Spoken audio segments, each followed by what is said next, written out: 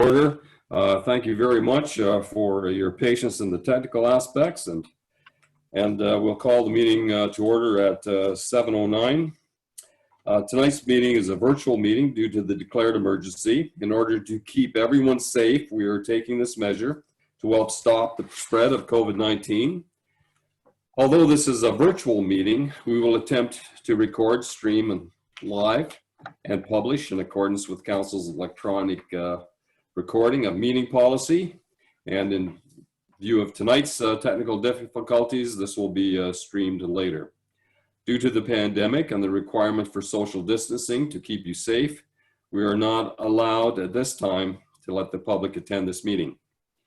Anyone who is invited to speak, including council, will be recorded, and their voice, image, and or comments will form part of the live stream and recording.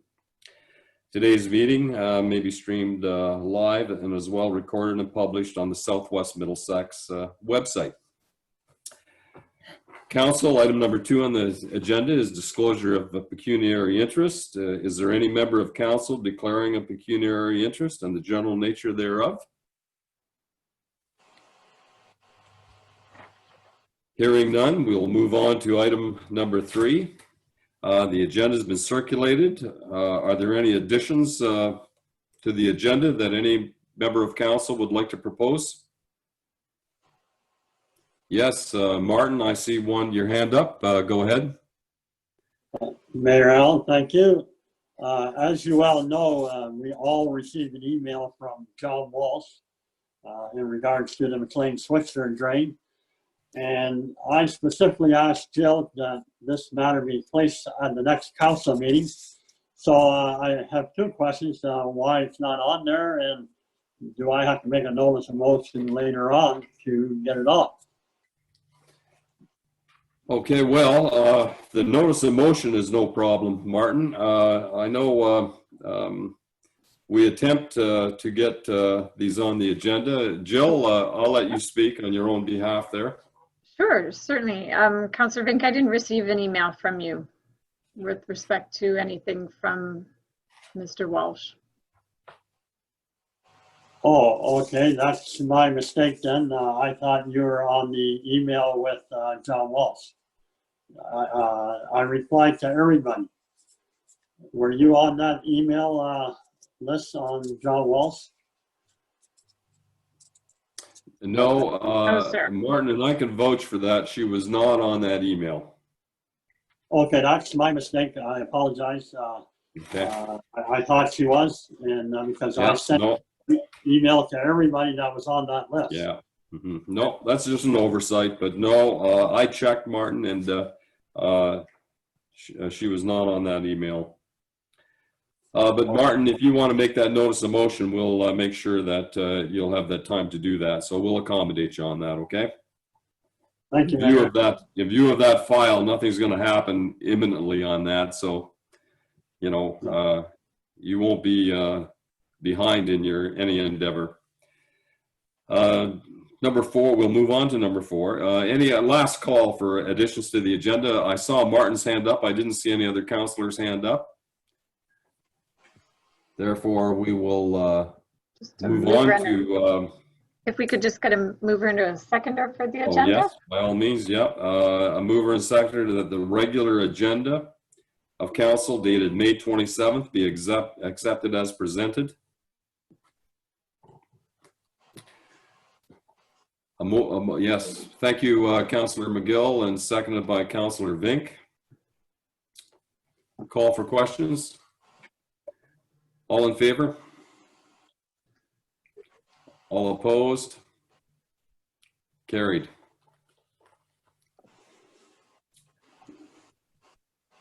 The consent agenda is number 5 on your item. The way we'll deal with this, I will go through and I'll read each of these 6 titles. Should there be any concern on any of these consent items with any councillor, bring it to our attention. If it's just clarification, we will deal with it immediately. If in the event a councillor wants to take action on it, it will then be moved to item number 10 on the agenda.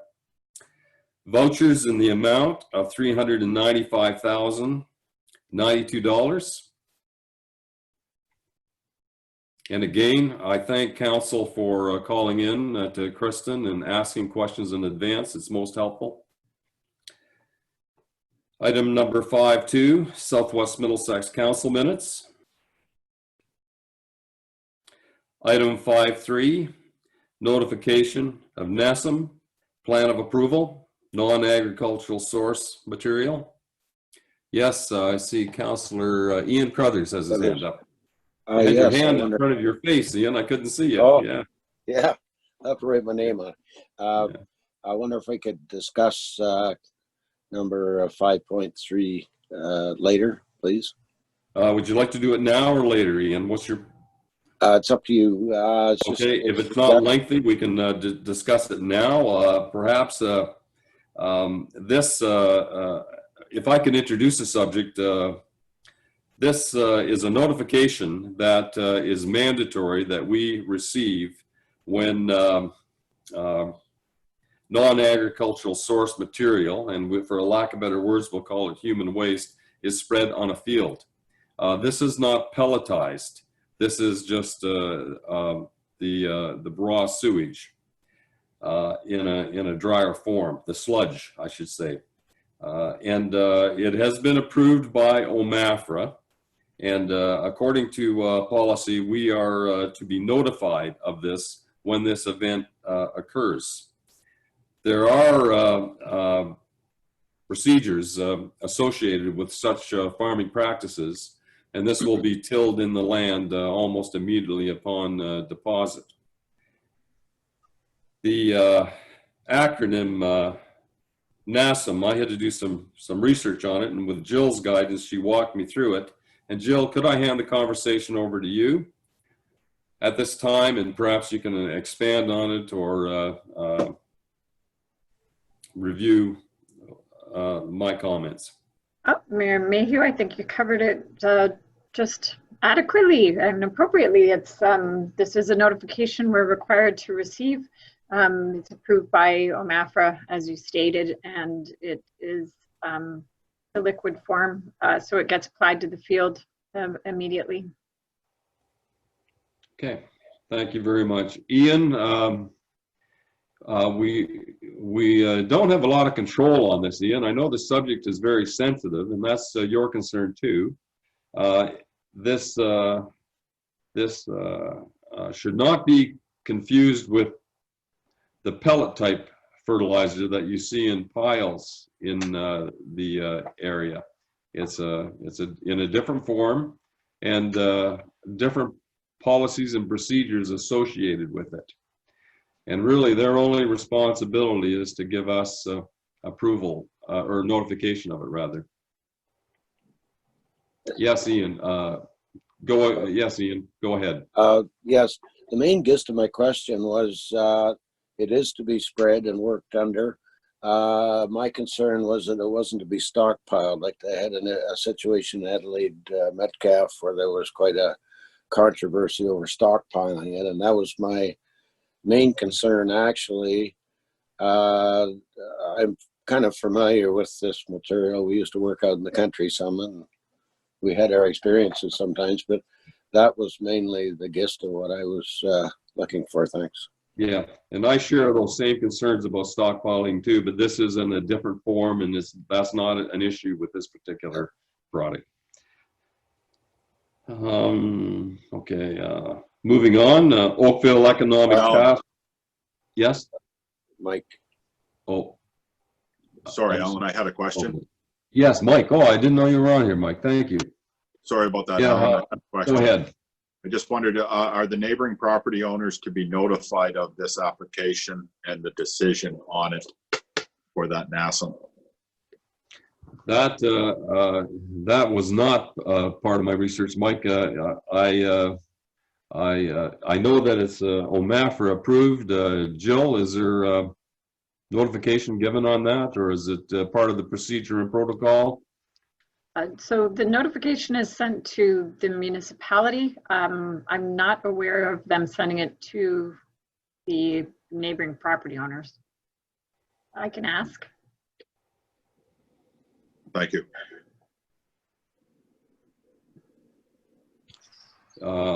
Councillor Cal? A few months back, I mentioned that the Lower Thames Conservation Authority Executive Director Mark Peacock had mentioned a community that had created a bylaw around biosolids. So I reached out to him and was provided the name of the municipality, and have reached out to the deputy clerk in that municipality because I could not find a copy of the bylaw themselves.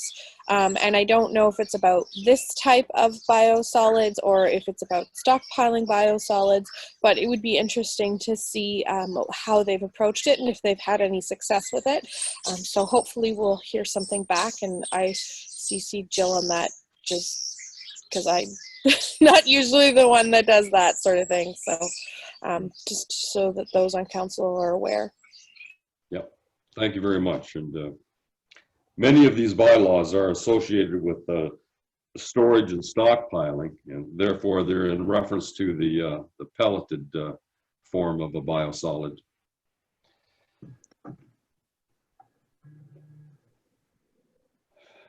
Okay. Council, last call for questions on this subject, and this will, I'm sure, come up before us many times in the next year and a half. Oakville Economic Task Force rent relief advocacy letter to the Honorable Rod Phillips and Bill Murnau. City of Cambridge provincial funding for rehabilitation. I'm sorry, you didn't see my hand. Did I miss you on that? I Yes. missed your hand. Yeah, it's delayed here. I would like for the rent relief for us to, so what they're asking for is that for retailers under a certain size have rent relief for up to 6 months, and they're asking the provincial government to support that. And I think that when you consider our economic development and that we've already seen some businesses on our main street close, that perhaps that we should support this. So I'd like to make the motion that we support this thing. Okay. All right. Is there a seconder for that? Martin, are you seconding that motion? No, I had a question, Mayor. Oh, yeah. If I could have a seconder for that. There is a motion on the floor. If I can get a seconder, we'll move on to questions. Is there a seconder for that? Thank you very much, Councillor Crothers. Me back here. Yep. Floor is open for questions on rent relief letter endorsement. Martin, go ahead. Okay, thanks, Mayor Allen. So when they say rent relief, does that mean 6 months of not paying rent or partial rent? What does that mean? No. It's in most cases it means deferred rent. They will defer the rent, but it is all payable at a particular time. In many cases, it's according to each property. They can construct their own rules, but the marketplace has many examples of deferred rent. Also, this specific one speaks to the fact that some of the rent relief programs have been initiated by the landlords, and what they're asking for is that in some cases landlords own a strip mall and they may have 15 or more tenants, and you have to apply for each individual tenant, and many of the landlords don't feel that they want to spend the time and energy doing that. So also what this is asking for is that the individual businesses can request on behalf of their landlord tenants. So the idea would be that if you wanted this for your business, you could fill out the paperwork and submit it on behalf of your landlord. So it's not necessarily saying you wouldn't pay your rent, but it's saying that you would be willing to fill out some of the paperwork and ease the burden on your landlord in an effort to have qualify for some of these rent relief procedures done through the provincial and federal government. Mm-hmm. Thank you. Last call for questions. Council, I just do not want to mention names, but I can assure you that there are landlords within our business community that have deferred rent for their tenants in Southwest Middlesex. So there is a good relationship between tenants and landlords, and this has been done on a local level, and I have had conversations in regards to that with several in our community. I'll call the question. All in favor of the endorsement of this? All opposed? Carried. Thank you, Krista.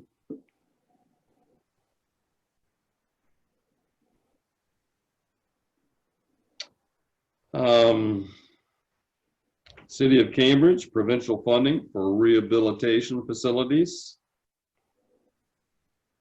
And 5.6, Municipality of Armour, rural internet.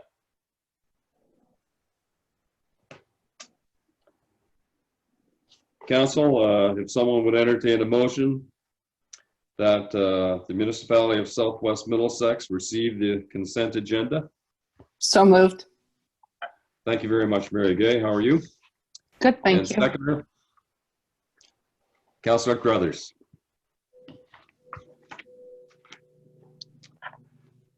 Jill, we'll move on to number 6, staff reports. Have to have a vote. Oh, I'm sorry, yeah. All in favor? Received, thank you. Opposed? Carried. Staff reports A is fire. There is no report on that tonight. And item B is administration. Jill, the first one is human resources, work from home, telecommuting policy. If you could walk us through this, we'd appreciate it. Absolutely, it would be my pleasure. I'll just pull that out. So I would suggest that this is something that is probably appropriate to be dealt with now. We have staff who are currently working from home. Wasn't top of the list in the midst of a pandemic to get a policy confirmed in the first week. However, at this point, it seems like this will be going on for some time. So it is a policy that was based on what is being used in some of the other local municipalities and what the county is going to be proposing at county council as well.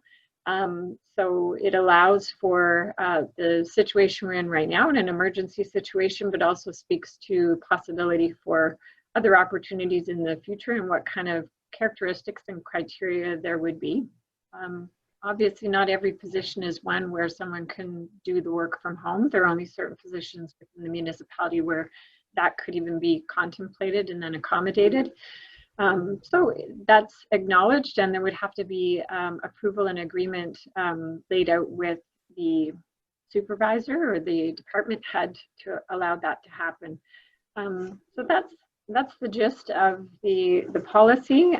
You've had a chance to look at it, but I'm happy to answer any questions. I will say I do also have a draft agreement of what it would be between the employee and the department head, and that would be something we would keep on the files, and the policy references that. Okay, thank you, Jill. Council, any questions you would like to deliver to Jill? Yes, Councillor Vink, go ahead. Yeah, well, I'm just unmuting my button, but I'll go ahead, Mayor Allen. Right now, I know I'm still able to go into the bank, and with my mother's passing, that's been a real blessing. And I'm quite concerned about this, that first of all, that we're changing the policy at a time of emergency. They always say not to make decisions when it's a stressful time. Something like this could have been decided after the pandemic is over. And we are in the customer service business. And so I feel that that people should be at the office as much as possible. Okay. In response to that, we are working under provincial guidelines, and we are making a sincere attempt to mitigate the spread of this virus. That being said, in municipal government, we look what others are doing as well, and our level of service, though it may appear diminished by not being open, most municipal concerns and affairs are being addressed. Jill, can you help me out on this anymore? I am supportive of the way we have been running things. Can we address Martin's concerns in any way? Sure. So we certainly do provide services to the public and have managed to find a way to continue on with our essential services in the midst of an ongoing pandemic, as we are called to do to continue to provide those services. I think the team has done a tremendous job in getting the work completed. We would be struggling if we were not able to continue to provide the services. We weren't allowing people to work from home because we wouldn't be able to have the people safely in the office doing what we do every day. And I think staff are to be congratulated for being able to continue on and carry on with the work and find new and novel ways to make sure we are in touch with one another, continuing to meet with people, and carry on with the business of, making sure that the streets are safe, the water's clean and drinkable, and carry on with issuing permits, managing to issue licenses. I think we've done a great job of that. Councillor Martin, I'll take Councillor Cowell's question and I'll go back to you. Her hand popped up prior to yours. Councillor Cowell? It was my understanding when reading this report that we had never had anything like this before, so I don't think that it was necessarily a change or anything like that. It was to address the fact that people are currently working from home, and we have no policies or parameters around that at all. And I think that when I was reading it, it talked about how you could even qualify for a situation where you would work from home, and a lot of it talked about job performance and capabilities and appropriateness. So when this would happen, and during a pandemic it is appropriate, but a lot of these things even talked about workplace safety and when dealing with modified duties and individual project work. So for me, I thought that this policy was needed, especially considering right now they're working from home and we are forced to do that by an upper echelon of the government. So perhaps we should have a policy to govern it to make sure that we're doing everything to support the employees that are working from home, but at the same time, we're doing everything in the best interest of the municipality and the ratepayers as well. So I think it's valuable to have a policy like this. And in reading the details, there was only one thing that I might have added to it, but otherwise it's lovely. Thank you, Councillor Cowell. Councillor Vink, go ahead. Mayor Allen. Okay, thank you, Mayor Allen. My point wasn't on the present. My point was in the future. I have no problem with people working from home during this pandemic. But when I look at the types of work from home arrangements, infrequent, it says hazardous road conditions, cars in the shop. Private industry doesn't have that sort of thing. So, and I'm against that. And this is a policy that would take effect in the future. I have no problem with people working from home right now, but this policy is also for the future. And I do have a problem with that sort of problem. The Prime Minister in New Zealand just came out with a 4-day work week. That would make more sense to have a 4-day work week if people need time to go to the shop or medical accommodation, or not people in private industry. That's what they have to do. Yeah. I think perhaps, Martin, if I could give a viewpoint here too, the act of municipal service to our ratepayers in our municipal buildings will change once we are open to the public. And at the present time, I know that there has been advancements made to protect both staff and public when we are open for business again. As you've seen in many coffee shops and pharmacies, you see arrows on the floor, plexiglass shields, things of that nature. I know Steve is working diligently on that and will no doubt give council a report on that in the very near future. But all that new infrastructure must be put into place before we entertain any idea of opening up the building to the public. that those plans are being formulated now, and council will be apprised of them, I'm sure, shortly.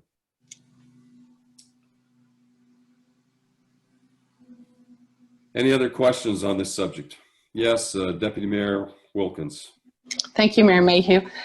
So Jill, my question is to you. We have employees that do work from home from time to time. That's nothing new. It's happened for a while. And how many of our staff actually have been doing that prior to the pandemic?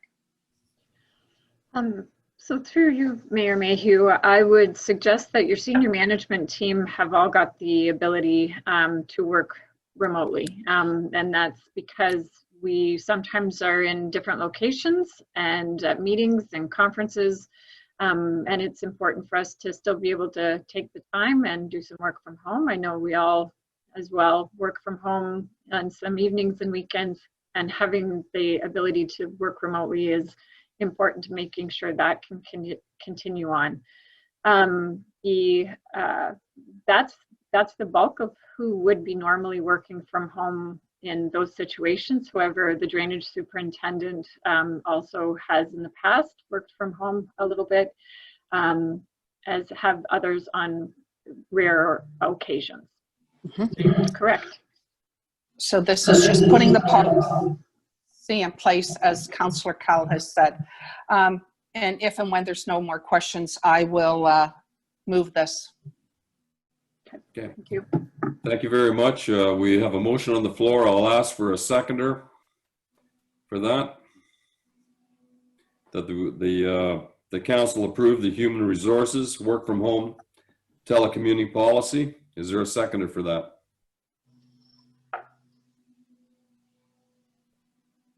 Councillor Bartlett? I don't see his image on the screen here. I do.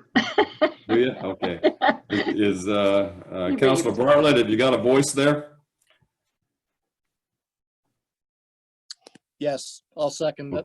Sorry. Okay, thank you very much. Last call for questions. All in favor? 1, 2, 3, 4, 5. All opposed? 1. Carried.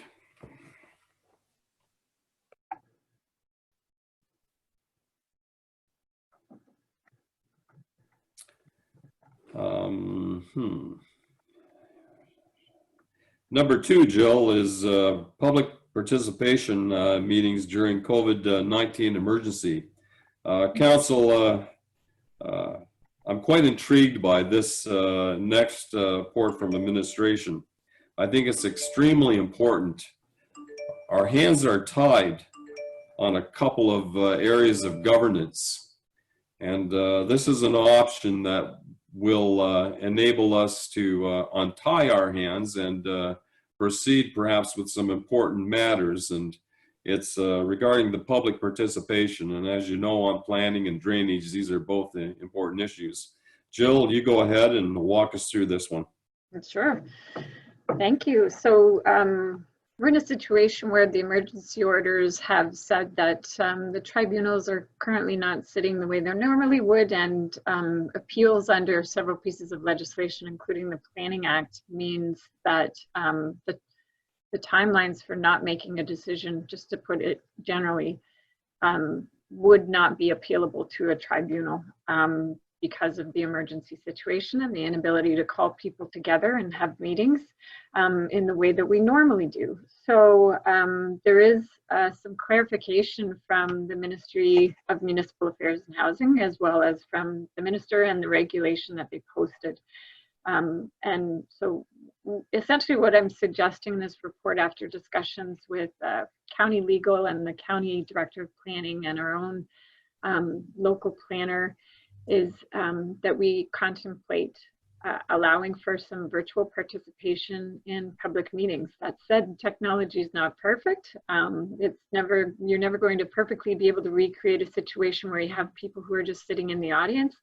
But the idea is to try to do it as closely as possible so people have the opportunity to voice any concerns or comments, or if they agree with the proposal.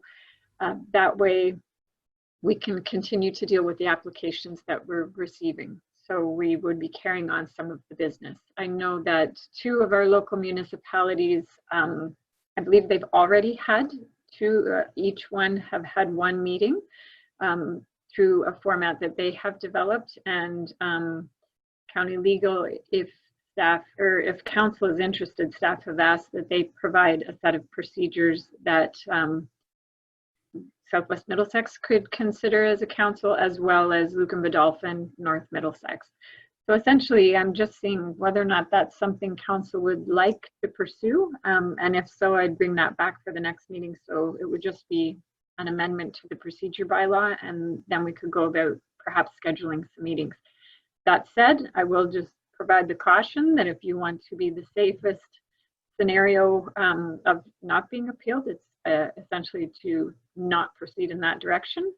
I do think that in our situation, the risk is outweighed by the benefit for allowing things to carry on, but it's not to say it's without risk. Questions from council? Yes, Deputy Mayor Wilkins. Thank you, Mayor Mayhew. So I just have a comment. We have no idea how long this could last, correct?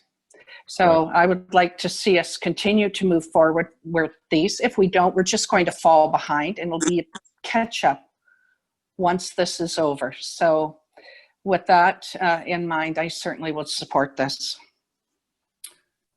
Any other questions or statements from council? Councillor Vink, go ahead. Yes, thank you, Mayor Al. My question is, it sounds good, but what happens if a neighbor doesn't have a computer? How are they going to be able to participate? Yes, good question, and I'll let Jill answer that. And Jill and I have reviewed that answer in our conversations. Go ahead, Jill. I'll let you give it. Yeah. So through you, Mayor, I would suggest we would want to make sure any kind of written option ahead of time is provided, so that if somebody, as is the case right now, if somebody would like to write into the municipality regarding an application for a public meeting process, then we would read out that written correspondence at the meeting, and that would be noted for the record. So we would continue to carry on with that. We'd also be looking at opportunities for calling as well. We'll check to see. There's some challenges, as I said, with the technology, but we will try to provide as many options for the public, particularly if you don't have the internet. I guess the only challenge on the side of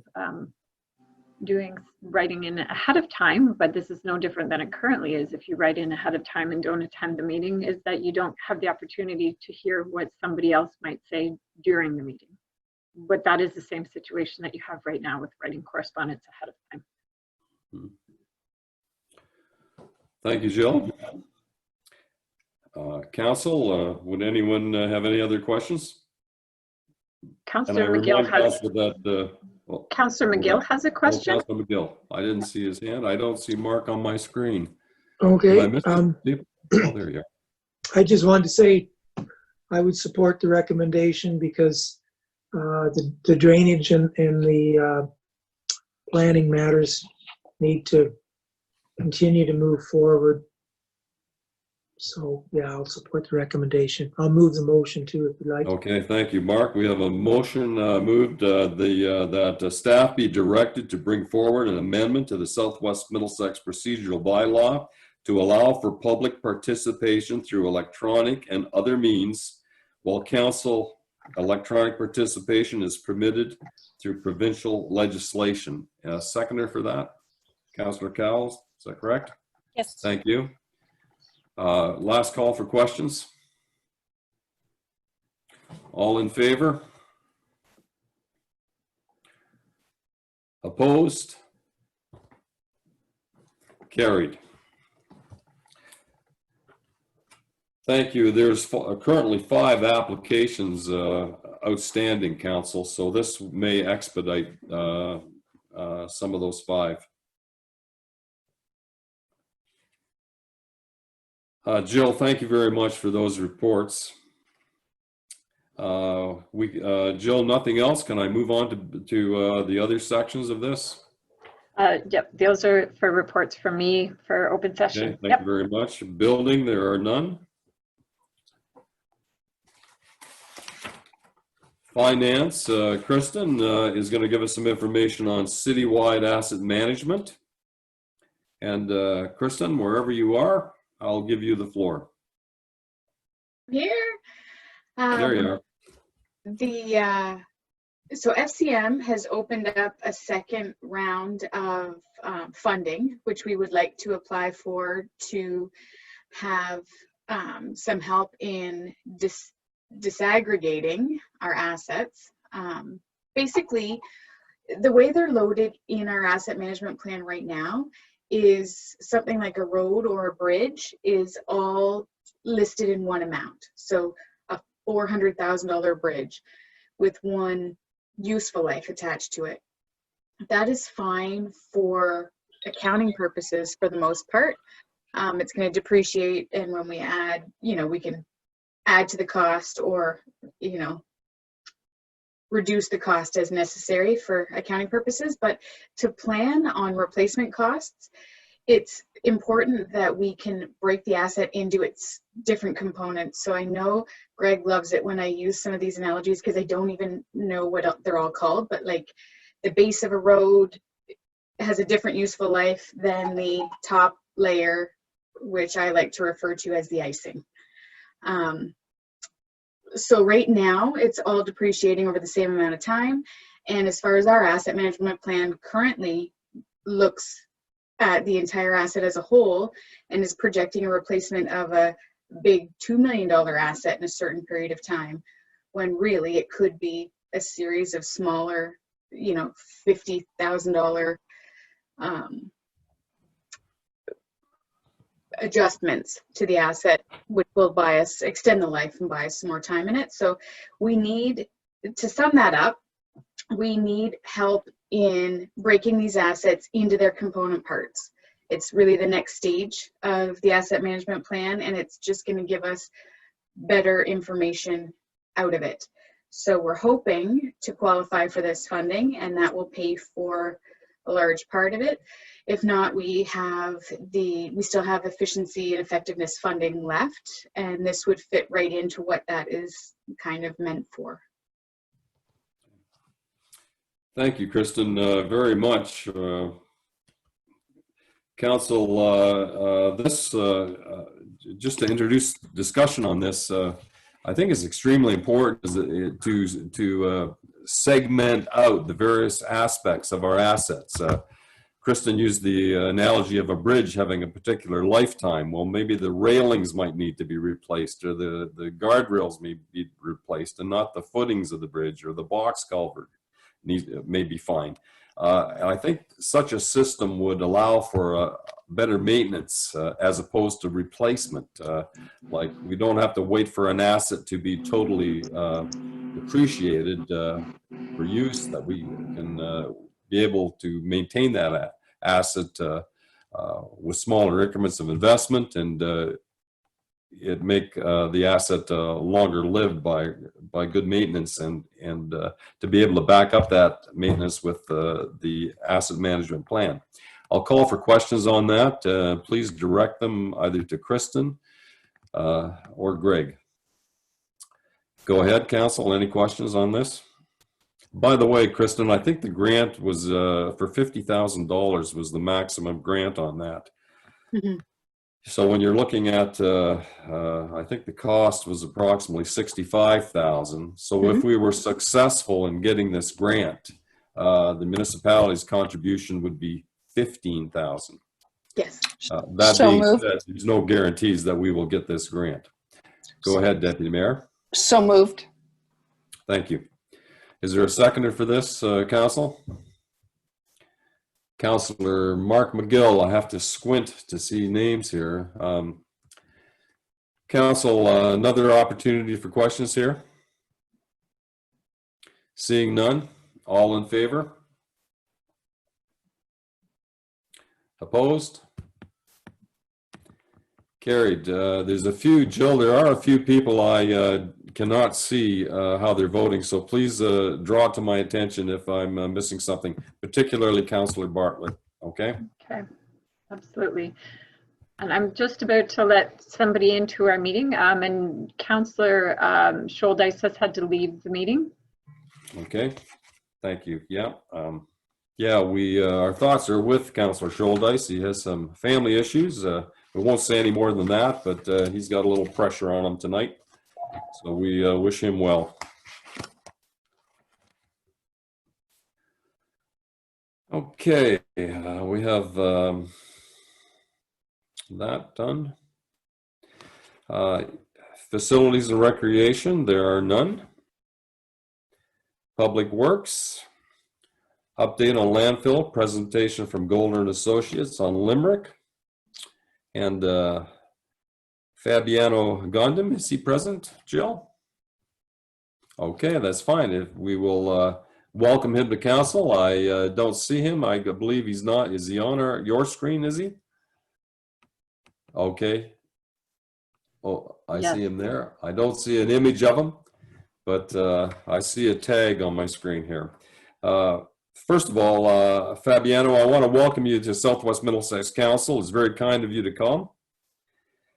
We look forward to your presentation. And at this time, I'll hand the floor over to you. Please make yourself comfortable. And if we can assist you in any way, just kindly let us know. Sure. Thank you. So I'm going to start sharing my screen. Hopefully it works here. Just a minute.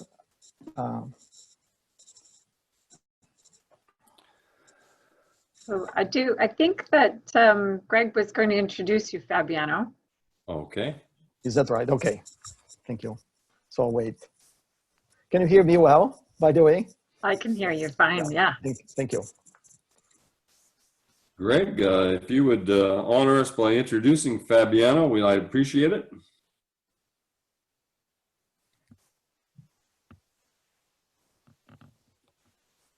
Greg, are you with us?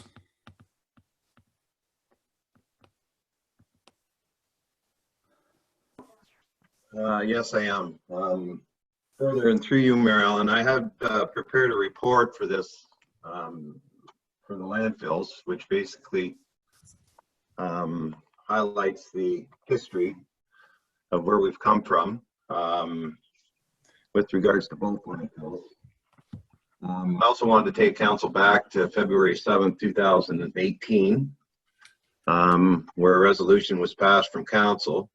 And that particular resolution stated that staff be directed to close Limerick landfill immediately and temporarily close Trillium landfill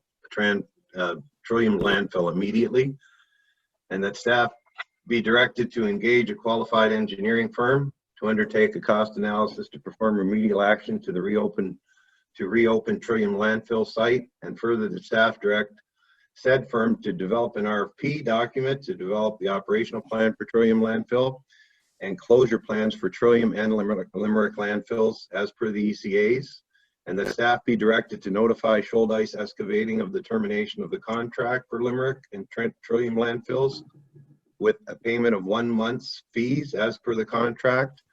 Further, that staff be directed to sign agreements with Mterra and Waste Management to handle and dispose of domestic household waste, and that staff be directed to work with MOECC to implement a transfer site at the Trillium landfill for waste other than household waste pickup. And further, that staff be directed to contact all outside municipal and private agencies of this decision.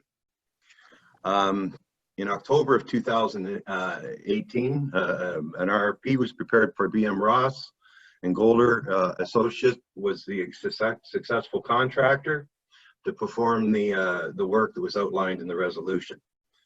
It's my pleasure tonight for me to introduce Fabiano Gondim. Fabiano is a senior waste engineer with Golder Associates. He has 17 years experience with landfill projects in Ontario. He is a professional engineer with a master's degree in civil engineering, civil environmental engineering from the University of Toronto, and and a certified manager of landfill operations with the Solid Waste Association of North America. Fabiano has completed more than 200 landfill projects in Ontario involving all aspects of landfill management, including investigations, design, approvals, operations, capacity assessment, closure plans, monitoring, reporting, and construction. He is the senior engineer for the Limerick and Trillium landfill projects. I just have had the opportunity to work with Fabiano for pretty much my entire tenure here with the municipality. And tonight I'd like to welcome Fabiano to our group. And the only other thing I'll mention, Alan, before Fabiano gets into his presentation, is we still have to go back to my report because there's a recommendation in my report after Fabiano's completed. Okay, thank you, Greg, again. Fabiano, I'll give the floor to you. You had a gracious introduction there, and we're welcoming you. Welcome to hear what you have to say. Sure. Thank you. Thank you, Greg, for the introduction. Thank you, Mr. Mayor. So today I'm going to present the Limerick Landfill Closure Plan. And then in the agenda, I have 4 items to discuss. The first is the key activities completed to date. The second is the closure plan summary. The third is the implementation of the closure plan or the landfill closure works. And last would be the minister's approval summary. So we're starting with the key activities completed to date following the February 2018 motion passed by council. Fabiano, I'm gonna interrupt just very briefly. I apologize. Okay. I think you started to share your screen and then we took it back. If you want to share your screen again so we can see the presentation. Okay. That now. Sure. Yep. Sure. Thanks. Is back there? Is it? No. Let me see how. So there's a little green arrow that says share screen. And then once you click that, it should give you the option of.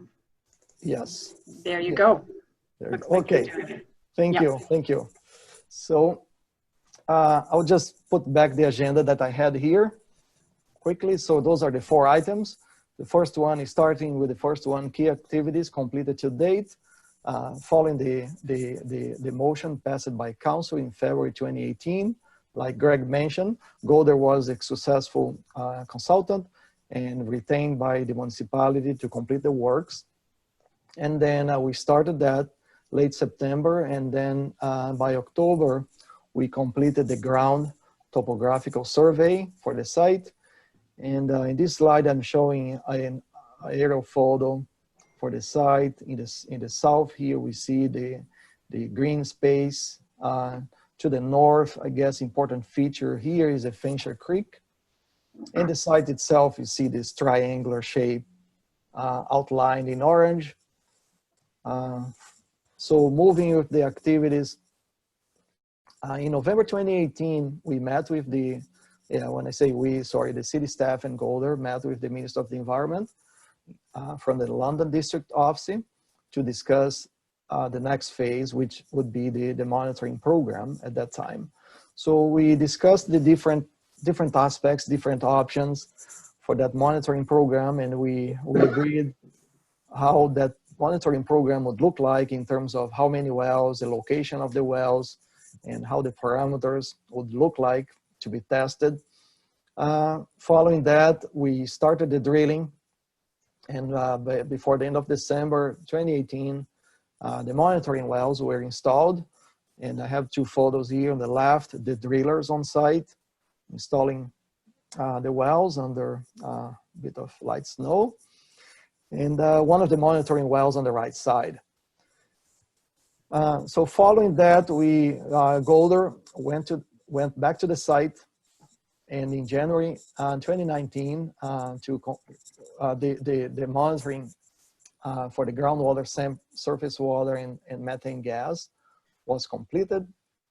And I'm just showing here a photo of one of the wells open with the with the pipe in there and measuring the wells. And then on the right side, the surface water that was sampled, the Fenshaw Creek. Then following that, we dropped the samples at an independent lab. The results were sent to Golder by that laboratory. And then what we did from that point, we concluded the field activities, and we went back to the office, prepared or started the preparation of the monitoring plan and the closure plan, the different components of the closure plan. And then we had a draft. We knew we are aware of the site, what was happening at the site, and we were in a position to meet with the ministry, which we did again, and that was in June 2019. Same Minister of the Environment's representative from the London District Office, and we discussed the monitoring results, the status of the closure plan. At that time, we presented what we had to date, what we are finding, and that was, we received, from that point, we received feedback from the ministry. The mutual collaboration was established back in November, continued throughout 2019. And that point, they agreed to review a draft report that Golder was preparing, which they did. They provided some comments. Golder finalized the report in December 2019, submitted the report. When I say report, I mean the closure plan, which is essentially a report. And I want to mention here that the submission of a closure plan is a requirement from Ontario Regulation 232/98, called landfilling sites. So any landfill in Ontario is required to submit a closure plan to the ministry, which we did. And recently, now in May 2020, the ministry issued the approval for this closure plan. With that being said, I want to now summarize what a closure plan is. So it's essentially a report. I'm going to minimize here so we can see the screen. Essentially a report that describes how the site will be closed and how the site will be managed after the closure. It includes a detailed description of the surface and the subsurface conditions, describes the historical operations, describes the assessment completed by Golder of potential impacts to surface water and groundwater. And the back end of that closure plan, we have the recommendations for 3 areas: the landfill closure works, the monitoring program, and the post-closure inspections and maintenance. Now, I would like to now move to the implementation of that approved closure plan, which essentially are closure works. So starting with the current conditions, the site is in a 6-hectare property, or 15 acres. There are some piles of materials on site. The shape of the land is irregular, and those photos on the right side represent the existing conditions. With that being said, what the closure plan proposes applies to 4 hectares of the site. That means 3/4 of the site as opposed to the entire site. And what we proposed to do that was approved by the ministry was regrading the entire area to have a smooth surface, to improve the surface water drainage. It basically promotes surface water to shed away of the site. And then after that regrading is done, you apply final cover. And then after that, next stage would be the revegetating with grass.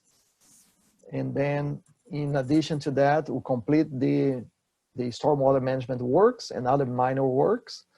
And those works include culvert installation, includes a ditch around the perimeter of the landfill, and includes some riprap. And actually on on this side, on the Limerick Road, most of the fence, the chain link fence, would need to be relocated to give room for that work, and then it's going to be put back after the work. With that being said, the next slide talks about the cost estimate. To complete the work, we estimated at $900,000. And that would be a cover now with a bit more detail, 75 centimeter total thickness for the cover. And a component, or actually a significant component or portion of this budget is the hauling. Because the site doesn't have available soil for cover construction, soil then would need to be imported. And also, it's not any soil, would have to be a clay soil. And there is a reason. The reason is to minimize the water infiltration. When the water infiltration is reduced, it also helps to minimize or reduce the potential for landfill impact to groundwater. And with that, I'm gonna move now to the approval, summary on the approval that was issued by the ministry now in May. So the closure, I guess, good news here is that the ministry didn't require the municipality to implement the closure works right away. The minister gave 5 years.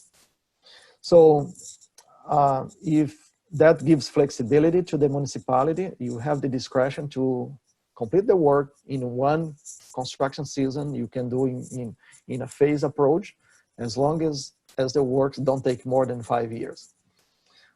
With that being said, would allow time to bring some soils and also to do some preparation work, and then have that target in mind to get completed before 5 years. With that being said, I want to mention too that as part of this work, we are not proposing to remove any waste from the site. That regrading that we saw on on that figure that shows new recontoured site, that is only using materials that are on site, and really all the trucking that we talk is for the soil cover. With that being said, what happens is we're able to minimize the cost for closure, because moving waste to other sites, even the trillium would have some more trucking involved and more costs. And I think that concludes my part here on the closure. Now I want to talk a little bit more on the approval itself. The approval we reviewed together with the municipality, and then I had some of my colleagues at Golder to review as well. And we found very consistent with other approvals for similar landfills in Ontario. So nothing really different. It accepted the closure plan for the majority, except for a minor modification in the monitoring program, which was not significant. And also this approval also requires some future activities that are stated in the approval. If you had the opportunity when you have the opportunity to review, you're going to see the conditions.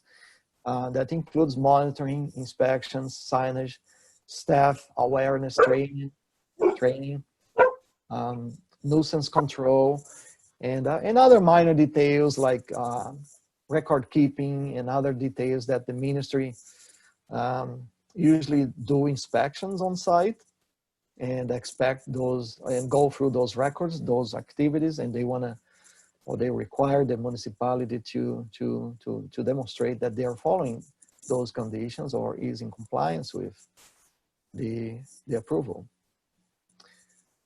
That's all I have here.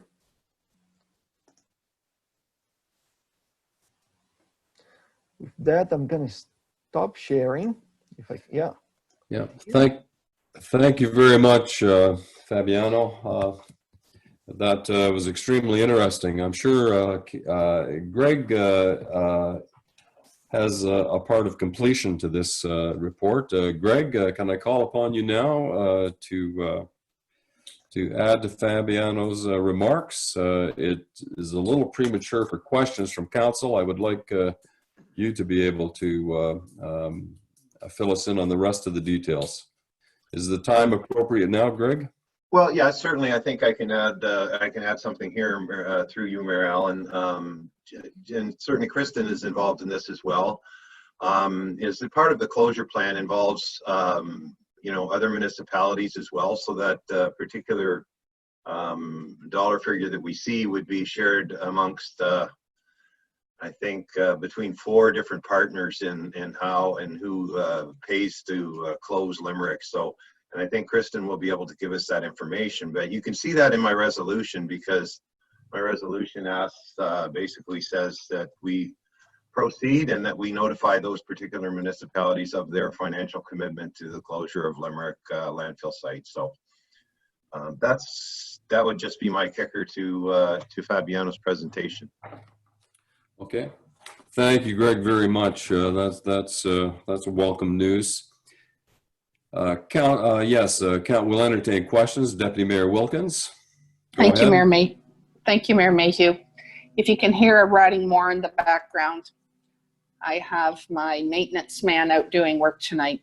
So I'll try not to take too much time. So Greg, my question is to you. Are there any areas within our municipality if maintenance or reconstruction work is being done, we could draw clay to that site?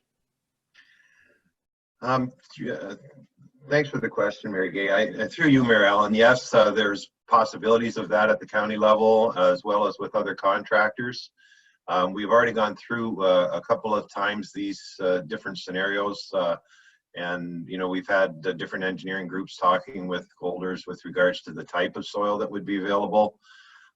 So our eyes are open. I mean, the trucking end of things, we've also had that conversation as well, that if need be, we can certainly dedicate some of our fleet to transferring some, if it's appropriate, the type of topsoil required or the clay soil required over at Limerick. So yes, the opportunities are out there. We just have to keep keep watch, and we'll see if we can minimize the cost of this project moving forward. Thank you.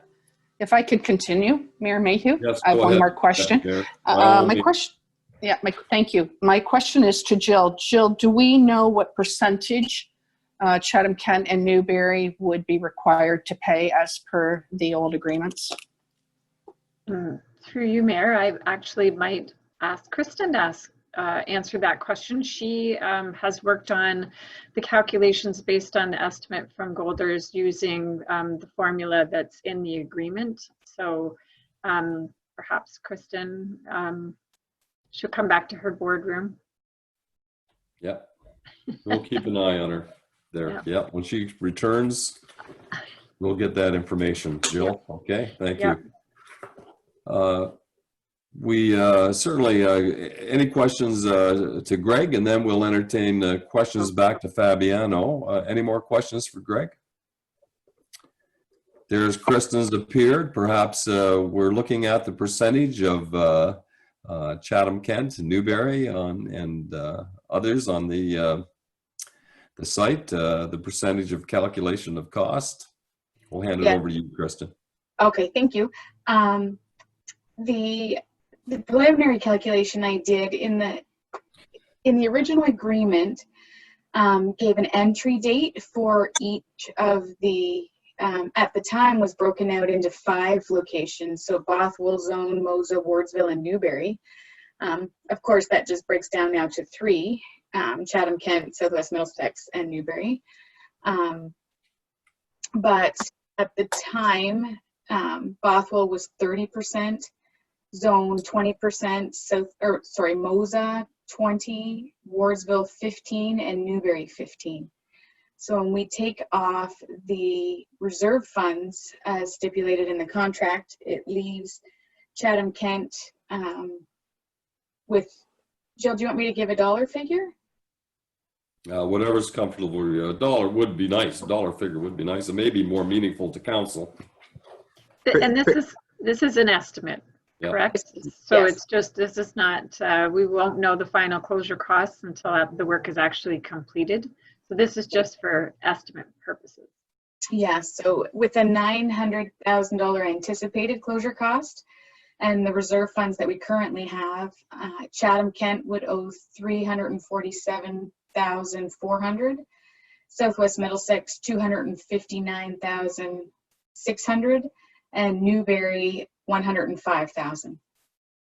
Okay. Thank you, Kristen. Thank you very much. Yeah. Great. Thanks, very good. Council, continue on with questions. We'll give a little extra time to this topic. I know it's important. Greg, if I could ask you a question. I don't see any hands coming up immediately.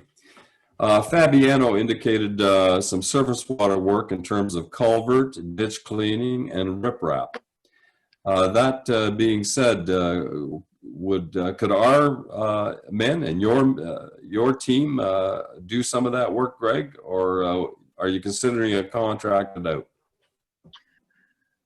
Go ahead, Greg. Yeah, thank you, Alan. At this point, I wouldn't know the answer to that question simply because, you know, there may be stuff we could do, or there may be stuff that, you know, it could be done by the, you know, the contractor that's going to do the majority of the site work that may make it cheaper to do the other way. So it's something that we have in mind to use our own forces if we can to save money for the residents, and we'll see how this all unfolds. Okay, the future will tell. Yeah, Martin had a question. Yeah, so I didn't see that. Martin, I'm looking for you on my screen. Martin, I don't see you. Jill, if any hands come up, just advise me of it. Martin, I hear that your hand is up. I'll entertain a question. Go ahead. Okay, thank you, Mayor Allen. Yeah, this is to Fabiano. I didn't quite follow your presentation.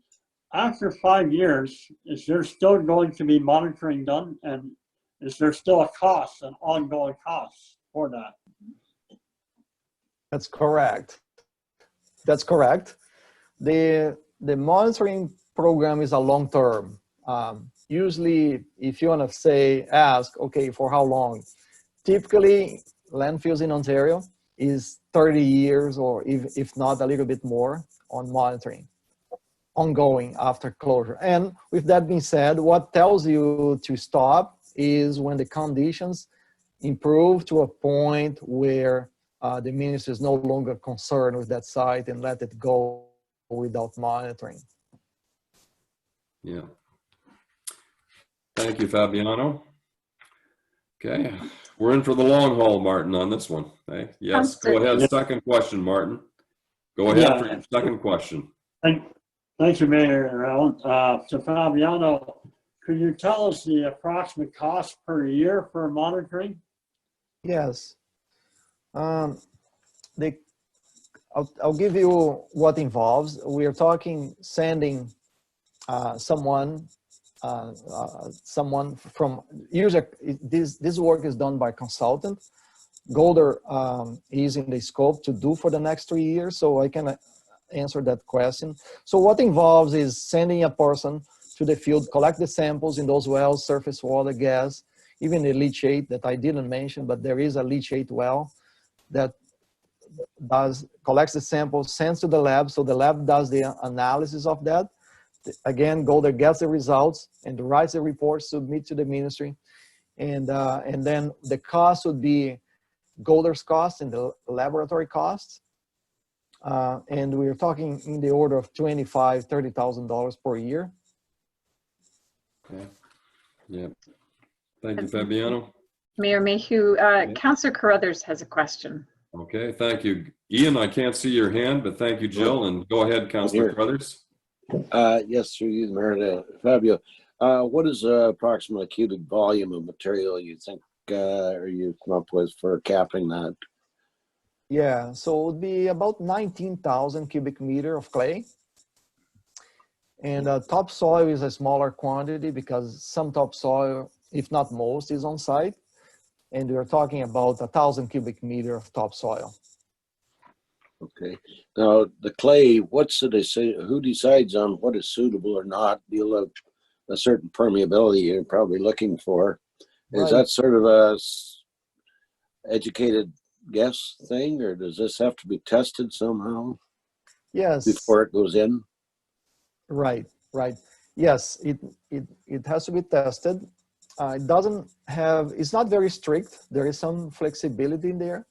It's more determined by the clay content.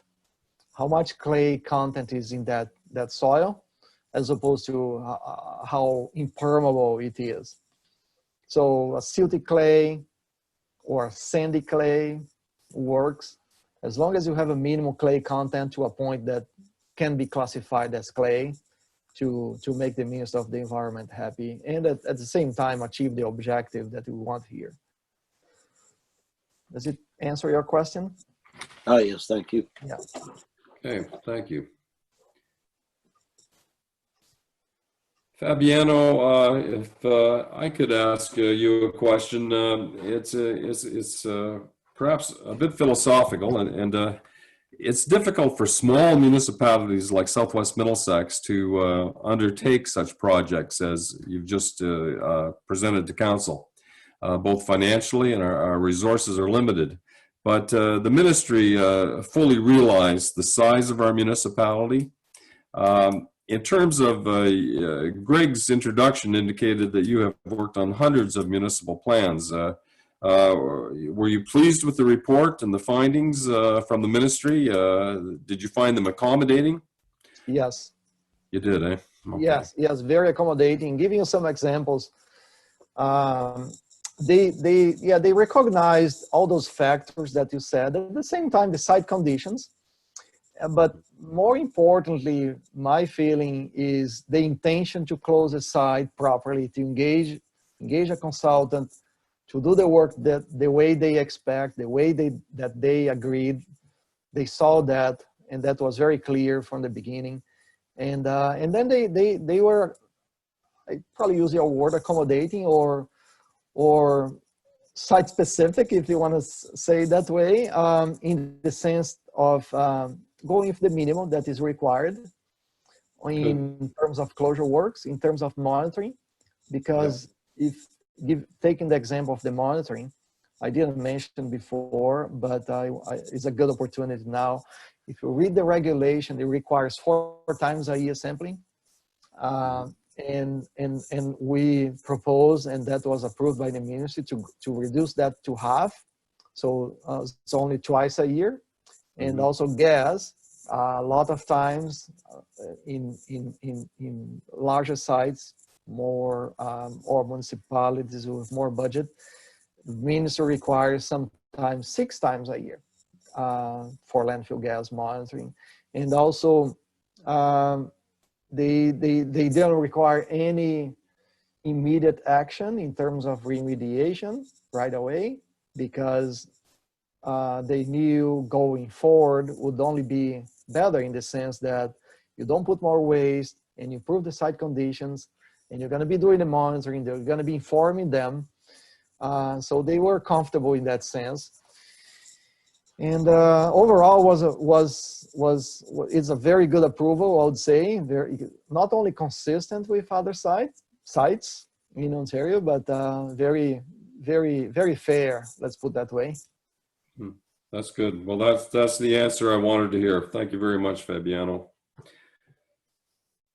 Staff or council, yes, Councillor Crothers, we're coming to an end on this. Go ahead quickly, Ian. Just a quick question, perhaps for you or to Jill, whichever. When will we expect to see as council the actual reports on Trillium and Limerick? Are they complete? Go ahead, Jill. Would you like me to answer that? Yes, if you would, Okay. Jill. So Golder Associates with Fabiano they've been working with us in the ministry, not only on Limerick, but also the Trillium landfill, the temporary closure and how that operational plan would work. So that is something, Fabiano can speak to the dates on that, but we've, alongside with Limerick, we've been working with the ministry on the Trillium plan as well. So submissions have been, or drafts have been discussed, and you can correct me if I'm wrong, Fabiano, but the proposal for the plan has gone into the ministry as well. Thank you. Yeah, in terms of timing, I can add a little bit more. We actually are in the final printing, the final stages, but by next week should be submitted. Then we expect the approval around August for the Trillium. Yeah. Okay. Thank you. Thank you, Ian. Okay. Councillor Cal. I Go was ahead, just- Councillor Cal. Thank you. I was just wondering, some of these agreements are very old agreements. Do we have confidence that they will be upheld?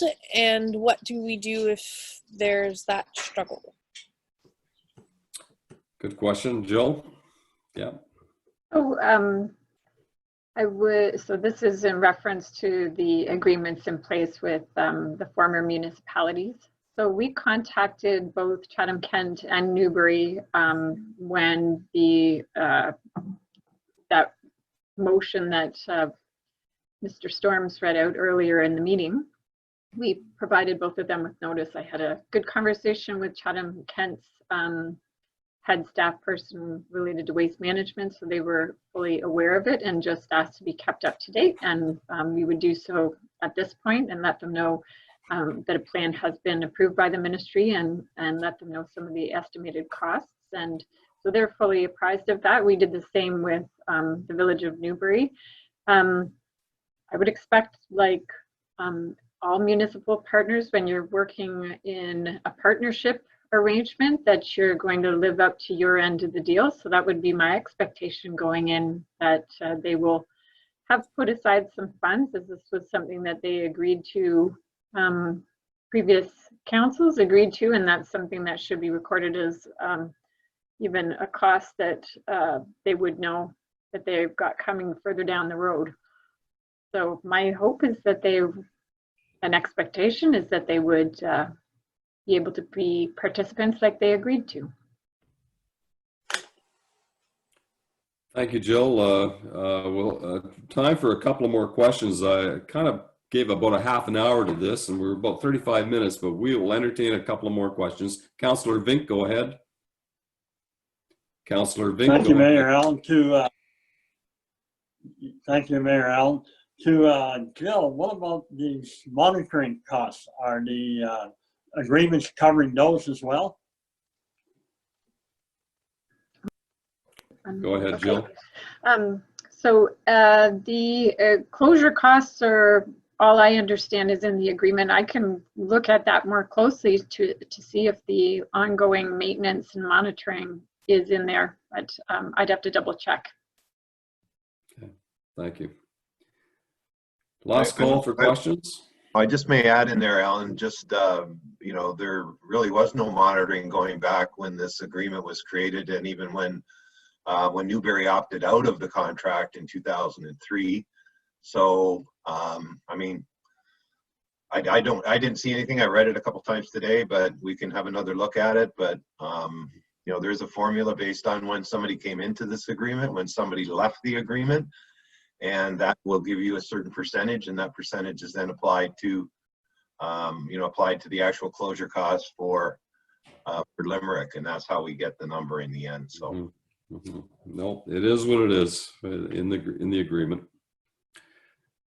Well, first of all, thank you very much, Fabiano and Greg, for both your input. Fabiano, it's nice to meet you. You have been on our mind on a weekly basis, and we're glad to meet you and to hear that report.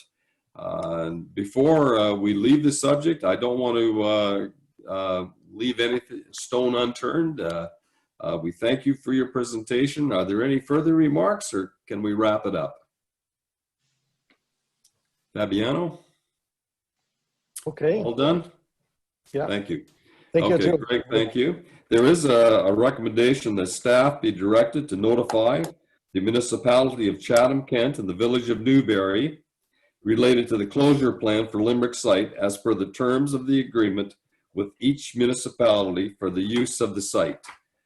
Would someone entertain a motion to that recommendation if they so support? Councillor Mark McGill has moved that motion. Councillor Doug Bartlett has seconded that motion. Final call for discussion. All in favor? All opposed? Carried. Thanks again, Fabiano. Thank you, Greg.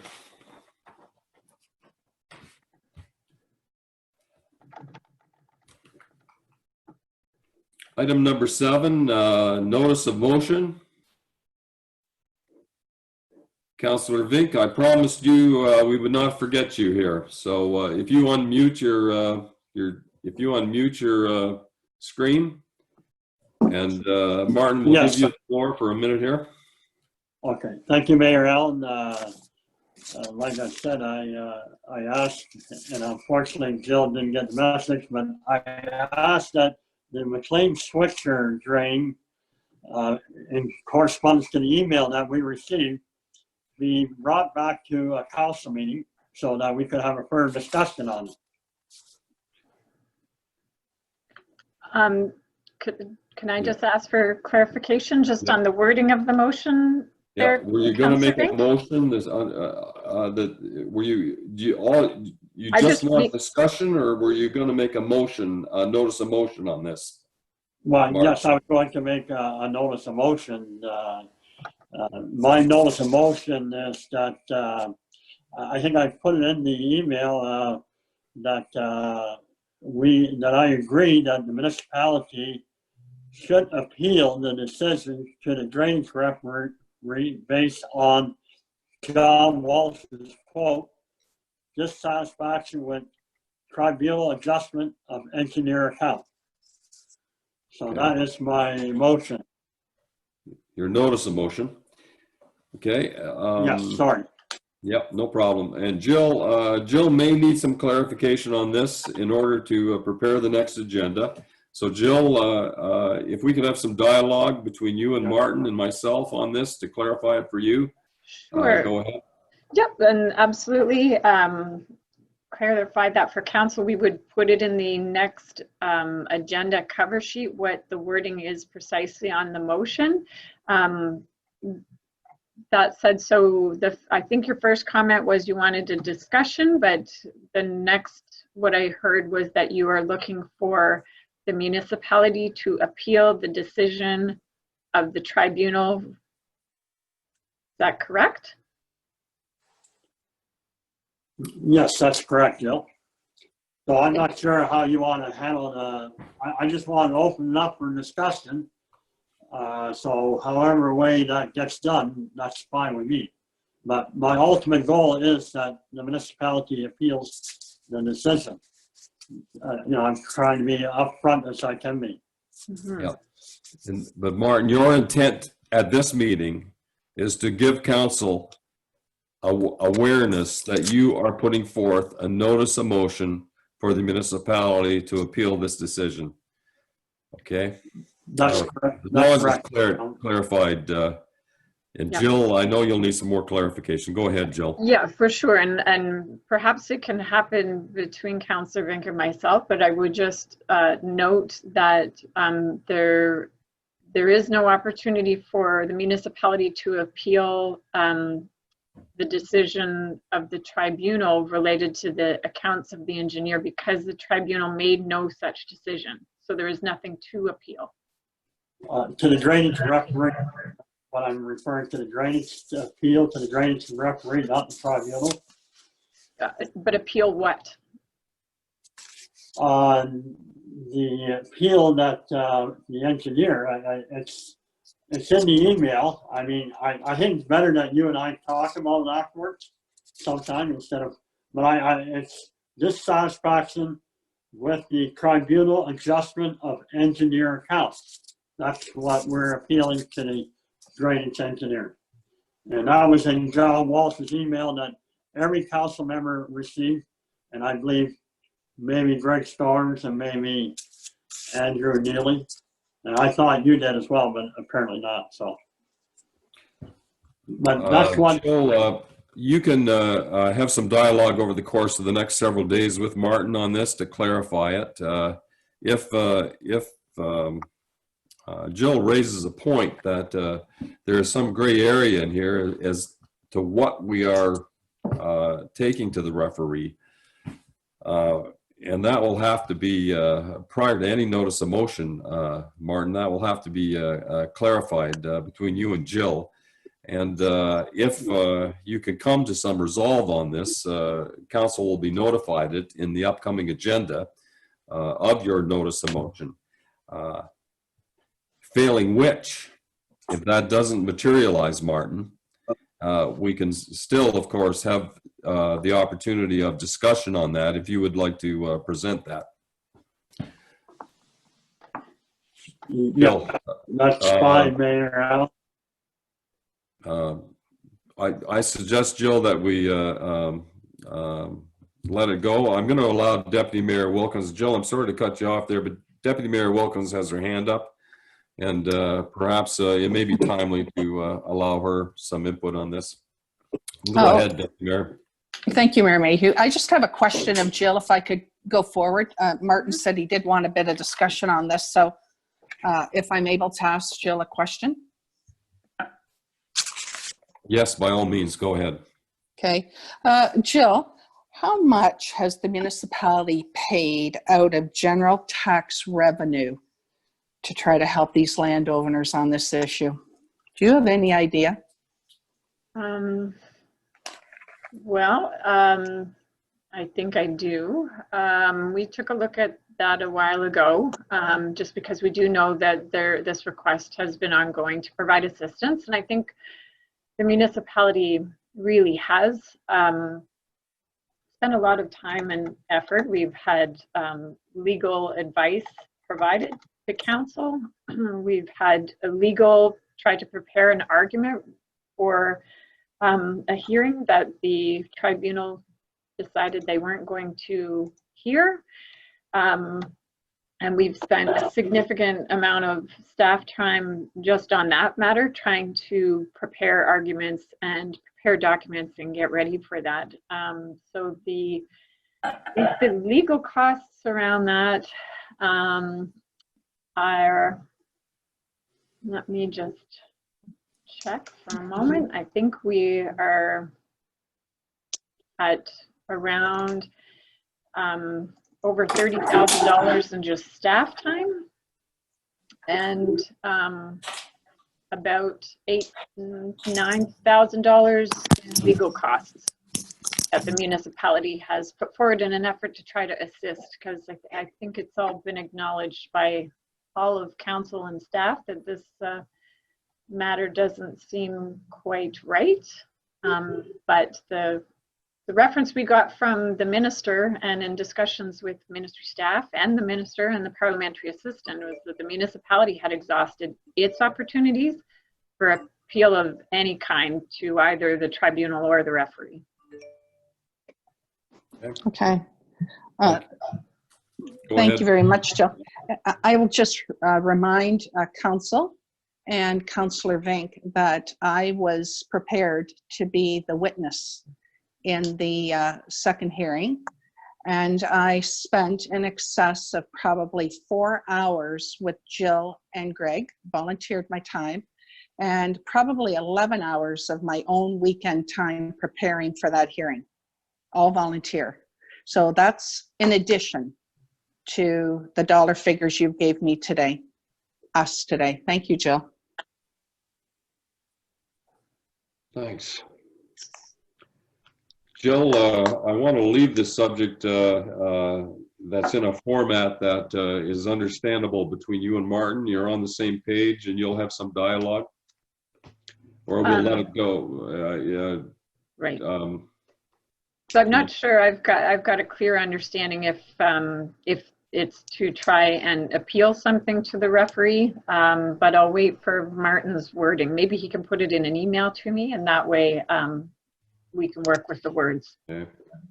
So Martin, can I leave that with you over the course of the next several days? You certainly can, Mayor Allen. What I will do is send the original email from John Walsh, and that will pretty well explain everything. Okay. Yeah, it will, providing John Walsh's interpretation is correct. That is true. My concern as mayor is that it was through the deputy mayor's question on that, how much has the municipality paid, was an extremely good question. And for us to move forward with additional costs on this and have it subjected to the tax levy concerns me to some degree. And I know, Martin, your Councillor Vink, your argument is that agriculture pay a significant amount of taxes, but the Drainage Act is a user pay system, that those who use this drain pay for this drain. And I am in full agreement of the tax burden on agriculture. And hopefully there will be a time over the course of the next couple of years that may be alleviated in some way with changes in tax ratios. But that being said, I have spoken to many people in the field of agriculture regarding this drain, and it's their hope that they do not want to pay costs associated with someone else's drainage problem. So it's not unanimously felt among farmers that the municipality should finance these things. On the contrary, I have spoken to several, and I have yet to find one who is in favor of spending tax dollars on this. But I'll anxiously await the outcome to the conversation you and Jill have, and we will deal with this at a future meeting. Okay, we have that passed. We've got that. Okay. Those motions. Item number 8, correspondence and petitions. Jill, I see none here. None have been received. Unfinished business, Jill, I believe there's none. That's correct. New business, there were no items from the consent agenda. Addendum business or other business. Jill, unless I have missed any, I don't see any. Just confirm that for me if you would. Correct. Okay, thank you. County Council conference and updates. There was a roundtable discussion the other night. Perhaps some of you joined us. We had Mr. Hardiman there. We had Mr. Urick from the Environment. We had our MPP, Monty McNaughton, Ministry of Labor. Kathy Burkhart chaired the meeting. And we had some good input from Bill Rayburn, the CAO of Middlesex County. There were many questions, and I would say, from my perspective, I don't think the questions were extremely serious in nature, but it was extremely informative in the sense of what the ministry is doing, and of course they did touch on the initiatives that the province of Ontario are doing to help remediate the costs of the COVID to some extent, and the various ministries spoke upon the work they're doing with their public. Council announcements. Any announcements, Jill, or announcements from council? Seeing none, section 13 on the agenda is closed session. We have some labor relations to discuss. May I have a motion to entertain us to go into committee? Someone inclined to make that motion that we move into committee of the whole? Thank you very much. I'll make the motion. Brothers, and seconded by Councillor Bartlett. All in favor? Opposed? Carried. Deputy Mayor Wilkins, I'll hand the chair over to you.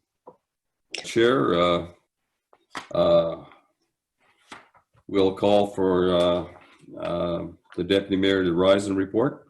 Yes, thank you, Mayor Mayhew. And it's gone from my screen, Jill, so I think the in-camera minutes of April 17th, is that correct? And you, April 8th. Mhm. April 8th, you've got the names down, were approved. Mhm. And I have nothing in front of me. I was there, now it's gone, and I'm not going back in with the password. So the 2 staff reports, that staff is to proceed as directed by council, and I will move both of those, actually all of it. Okay. Thank you. Seconder for that. Councillor Crothers. Questions? All in favor?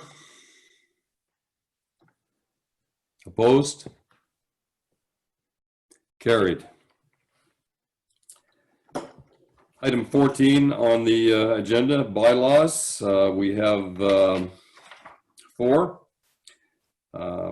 bylaws: the Brent Farm zoning, the tile loan rating, work from home, telecommunication policy, and the confirming bylaw. I will Someone move for move the bylaw? second, and I will move for second and third, Mayor Mayhew. Thank you very much, Deputy Mayor. A seconder for that. I'll second. Councillor Bartlett, thank you. Discussion? All in favor? Opposed? Carried. Council, notice of future meetings, June 10th and June 24th. And I move that the meeting be adjourned at 9:27. All right. Thank you very much, Jill. Thank you, Thank you. Council. Yeah. Have a good night. Kristen, I enjoyed, Krista, I enjoyed the sound of the birds. I could hear them. But when the Good sun night, went down, when the sun went down, they stopped